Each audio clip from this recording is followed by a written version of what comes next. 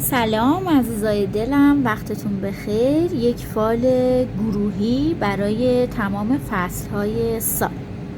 خب چیزی که من اینجا توی کارت های لنور فرانسوی دارم براتون میبینم، فکر و خیال و استرس، عصبانیت باعث میشه که از ناحیه معده دچار ناراحتی و درد بشید. یه هدیه میبینم دریافت میکنید که براتون خیلی با ارزشه. حالا یا اون هدیه خیلی با ارزشه یا اون شخصی که این هدیه رو داره به شما میده خیلی براتون ارزش داره. از لحاظ مالی یک موفقیت و یک سود مالی دارید، یک سرمایه و سودی که باعث خوشحالی شما میشه.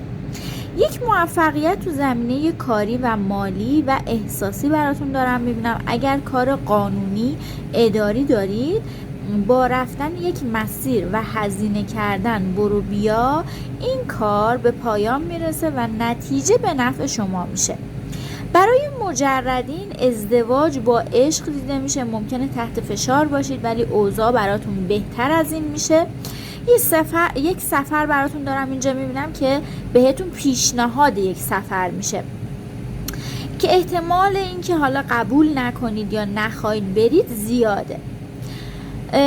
و اینکه منتظر یک خبر هستید یا منتظر یک پولی هستید که تا اوایل آبان به دستتون میرسه.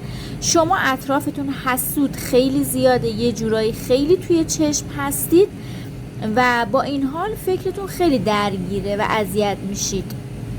برای خانوما آقایونی که حالا میبینم کیس احساسی دارن و کات هستن، طرف مقابل بهتون فکر میکنه، از سمتش خبر پیام رو دارید.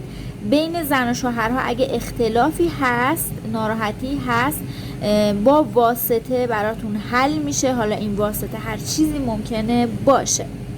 توی روابط احساسیتون دوست داشتن رو دارم میبینم، دیدار رو دارم میبینم بینتون. ممکنه فاصله یک دوری یک تایمی دلتنگی داشته باشید، اما این دلتنگی دو طرفه است و طرف بهتون وفاداره و برگشت و آشتی رو 100% دارید.